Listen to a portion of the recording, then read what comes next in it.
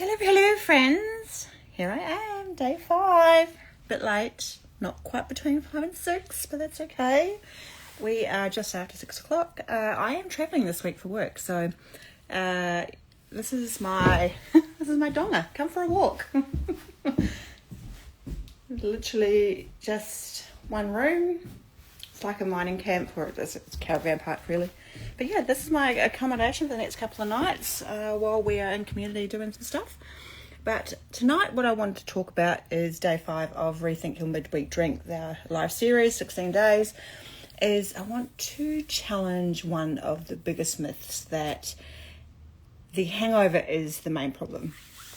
And you might think that the worst part of actual midweek drinking is the fuzzy head, but it is actually, the real damage is actually happening before the wine is even poured. So, and it continues, right? It continues long after the hangover actually fades.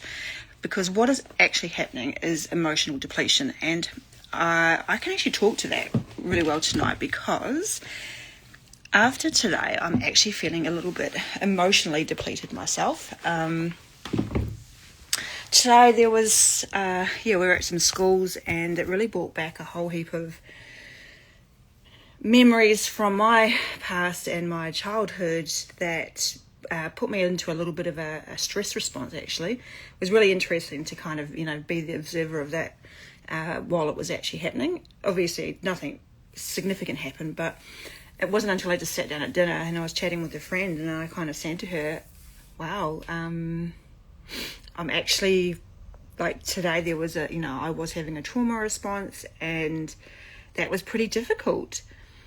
And I think, when we layer on other things like, when we're dealing with small trauma responses like that, plus we're trying to do a job, have a career, maybe parent, maybe teach, anything that is also happening around the periphery of us, is that you can very easily use wine as a coping mechanism, because what you're feeling underneath, that craving is, emotional and energetic burnout, which is what I call emotional depletion. So when our emotional tank is really running on empty, the nervous system says, find relief fast. So if it's not alcohol, it could be food, it could be something sweet, it could be, for some people it could be porn, it could be, anything that kind of has a negative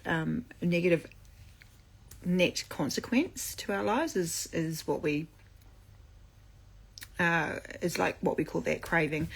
So our first response is to look for wine, but the real resource that we need is actually some safety, some grounding, some rest, some connection, and some regulation. And here's what's really important, like through the lens of being trauma informed, is that midweek drinking often just comes from a passionate nervous system response, and it's not a lack of willpower. And if there's anything that if you've listened to any of my last lives, is that's what I'm talking about. This is not about willpower. It is just something that we have done as a survival adaptation, and a way that our system has actually learned to feel better heaps quickly. So instead of really blaming ourselves or shaming ourselves, and if we were just to get curious, we could actually ask, what is this behaviour actually protecting me from? What would help me feel safe enough to not reach for wine? And it's not that we need to be disciplined, we just need to have more compassion and capacity for understanding what is really going on for us in that moment. I think what's really important is to actually validate how you're feeling too. I think it was really good for me to say those words out loud at dinner tonight about, I was actually having a trauma response, and I was in the moment. I think I was holding back a few tears, and it was good for me to really feel that. And now that I've done that part of the emotional processing, what I really feel like back in the old days, I probably would have been reaching for a wine or, going down the pub or something. Where now it's like I just would love to have a nice hot shower, jump in my gym jams and slink into bed, and and have a really nice big sleep, big rest, maybe listen to a meditation, There are things that we can do outside of actually picking up a drink. So, of course, the tools that I use to help ground myself, you can use breath work, you can use tapping. Tonight, what I simply want to offer you is the pause, feel, connect method. There are some self-soothing techniques that you can do. If I just pop my little phone down for a second, one of the self-soothing techniques that I actually found really, really helpful was crossing my arms and a bit of rhythmic beating. And would do that in the shower. And then what I discovered was that I actually really like that feeling. It's almost like under the collarbone, like a EFT tapping, where you have acupuncture points in there. And then, back to that, you could do it with your legs or rubbing your legs up and down. Self-soothing is a technique that I learned through trauma as well, certification, and it's been a game changer in how I actually deal with things emotionally. But tonight's one, a little bit like last night, I simply want to offer is just placing one hand on your chest, one hand on your belly, and just breathing in for 4. So if you've got a second, just try this. You can breathe in for 4. Hold for 2. And then breathe out for 6. 5, 4, 3, 2, 1. And that could be just a simple grounding one. Then you could take another breath in for 4. Hold for 2. Breathe out for 6.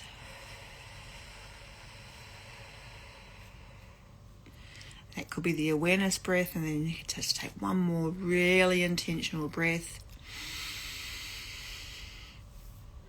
Hold for 2 and breathe out for 6. And I'm not sure whether you have recognised that maybe that third time you actually felt more expanded, and you were able to breathe in a lot easier and hold for 2 a lot easier, and then release a lot more air. So once you've kind of done those 3 rounds, is now to just do a check-in and say, what am I actually feeling, and what does my body want me to know? Is there some emotion that I'm ready to release? Is there an emotion that I just want to validate? Is there an emotion that I just want to be present, or just to acknowledge is there? And maybe what you actually need, rather than wine or whether the beer or the nice rum and coke, is maybe you need some stillness, just some really quiet time with yourself. Maybe you need to cry. And crying is a really, really good emotional release. Maybe you need to laugh. Maybe you need to put a really good comedy on, or a chick flick or something like that. Or maybe you need to move. I was just down at the basketball courts. Maybe you just need to throw the ball around, have a few shots, have a laugh. This is all about just noticing how you can re-regulate your system without alcohol. So that is what I have for you for tonight, my friends, is you are just not broken. Your nervous system is just doing what it's learnt to do. It thinks it's keeping you safe, and that's why it feels so easy just to keep doing it. Emotional depletion is real. It is emotional and energetic. It's burnout. It is burnout. It is like the runway to burnout, right? The more we ignore our emotions, the more that we empty our emotional tank, or learn to refill it in a way that actually nourishes ourselves.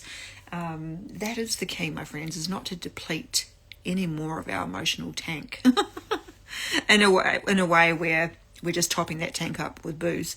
And that's what we really focus on. And so my 5-day challenge is just, looking for some different swaps that we could do, bringing in a few more of these somatic tools, breath work, EFT tapping, self-soothing, neuroaffective touch, anything like that really helps us to ground into who we are, into noticing what's going on for us. So I've got a 5-day challenge coming up. If you want to be part of that, love to have you join. I will be back tomorrow night with another live series. Also, if you want a copy of Sober and Satisfied, I've got 5 midweek drink swaps that you can try out pre-challenge. Or if you're ready to do some one-on-one coaching, I like to think of coaching as just, finding new ways and a new skill of learning how to do life. Not being caught up in our in our victim mentality, and learning that we actually have the power to change so much of our lives, regardless of where we've been, who we've been in the past, how we grow up, where we grew up. There is so much now that we can change, and just recognize that our emotions really drive our behavior. And of course, when we're more conscious and more connected and more intentional about how we show up and the reasons, and our reasons why we want to be this person, it all changes, right? It's not about the alcohol. It is all the stuff that's underneath the alcohol. If we don't have good boundaries, if we aren't saying the things that we need to say, if we aren't emotionally processing, if we aren't learning how to regulate, and if we just continue on with these patterns of behaviours that no longer serve us, including drinking. And you don't have to just give up forever, right? Like, I quit. It took me like 2.5 years of just trying it on, one challenge at a time, one thing at a time. And then eventually I just got sick and tired of being sick and tired, and decided that, I think I was ready. But there was a runway to it. So you don't learn how to fly straight away, not unless you drop yourself off a cliff. And even then, you might not learn how to fly. It's probably a terrible analogy. Anyway, I am tired. I am exhausted. I am emotionally spent for today. So I am going to have myself a nice hot shower and, do a meditation to definitely process some of these emotions that I am feeling today. And I hope I've given you a couple of tools to work with. All right, my friends, I'll see you tomorrow night.